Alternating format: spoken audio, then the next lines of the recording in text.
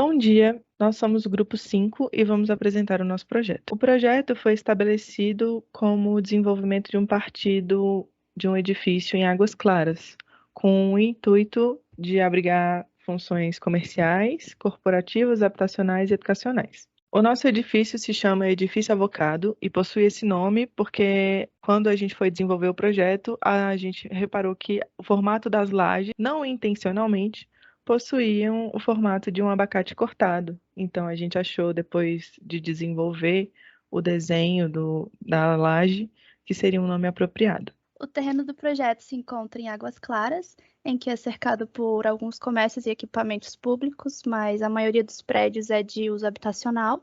As vias principais elas seriam a Avenida Araucárias e a Avenida Pau-Brasil, de onde veio os principais ruídos locais por causa do tráfego de carros e de pessoas. O entorno do edifício é razoavelmente edificado e ele tem um destaque por causa da proporção, quando comparado aos outros edifícios, e que também se dá pela sua forma, que é mais orgânica.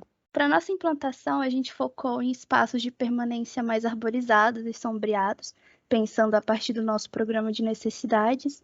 Os acessos se dão pelo leste, norte e sul do lote, sendo que no norte, que seria a cota mais alta e acidentada do lote, tem uma escada e uma rampa de acesso, acompanhando a declividade do terreno. E os acessos, tanto de saída quanto de entrada da garagem, ficam pela Avenida Pau-Brasil.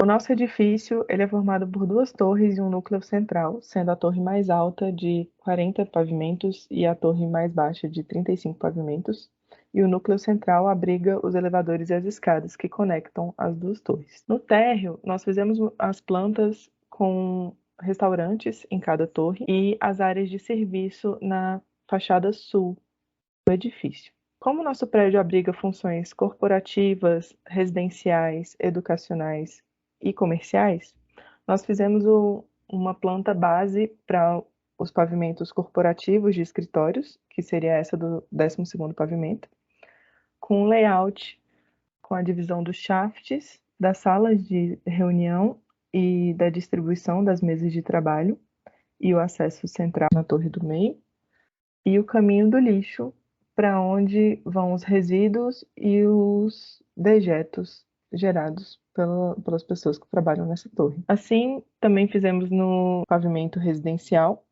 que tem todas as kitnets que vão abrigar as pessoas que vão alugar esses espaços por alguns dias ou por uma temporada, e também tem os shafts compatibilizado com a divisão da estrutura e o caminho também do lixo e dos dejetos por esse pavimento. E o restaurante, que fica no 38º pavimento, que também tem a distribuição das mesas, a cozinha, o bar, os banheiros, e nesse caso o caminho do lixo não é feito para o centro da torre. Esse caminho é feito para um depósito no canto, porque é mais fácil para a limpeza do local. Devido aos diversos usos do edifício, o layout da caixa de elevadores se modifica ao longo da extensão do prédio. Grupos de elevadores são destinados aos diferentes usos e não param em todos os pavimentos. O único compartilhado entre eles é o térreo. O sistema estrutural que a gente adotou foi um sistema com paredes de CLT, que são muito resistentes e substituem os pilares. Pilares onde não tem essas paredes e vigas de CLT também que vão conectar as lajes ao exoesqueleto, que é a principal função estrutural do nosso edifício, feito de glulam, que dá resistência e estabilidade para o projeto. Para nossa cobertura, a gente optou por uma laje plana com inclinação de 2%. Ela é vedada com membrana de PVC, que ajuda na impermeabilização dela. Tem um sistema de captação de águas pluviais que redistribui essa água pelo prédio. E essas águas elas são captadas pelos drenos que estão dispostos no solo. E também nessa cobertura estão localizadas as caixas d'água e os painéis de energia solar térmica. O cálculo de caixa d'água foi dividido em dois. Um cálculo para a torre menor e outro cálculo para a torre maior. A torre maior receberia aproximadamente 160 mil litros de água e a torre menor receberia 140 mil litros de água. Há reservatório superior e inferior, sendo que o superior recebe 40% desse total e o inferior recebe 60%. No subsolo, possui 3 pavimentos de estacionamento.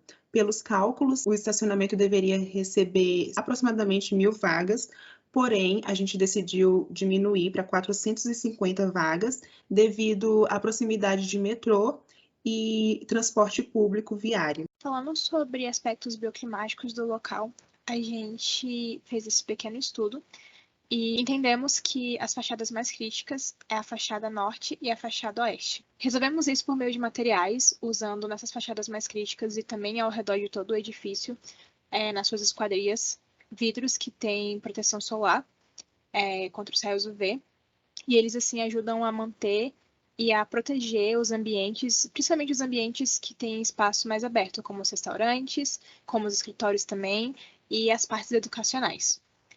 Já para a fachada, como foi dito antes, ela é envolta por um exoesqueleto que tem função estrutural de madeira. Escolhemos o material em madeira para o exoesqueleto por ser um material inovador para essa questão de edifícios em altura, já visto que não é muito utilizado, mas que ele tem sim uma eficiência muito grande nessa questão construtiva e também na questão ambiental, visto que a madeira por si só já captura gás carbônico. Para as áreas de kitnet, usamos pequenas varandas que servirão como própria sombra para as kitnets também. Dentre os dispositivos bioclimáticos, optamos pela instalação de um sistema de captação e reuso de águas pluviais e um sistema de economia de energia da empresa Lutron chamado Vive Wireless. E isso é tudo. Obrigada por ter assistido até aqui. Tchau, tchau!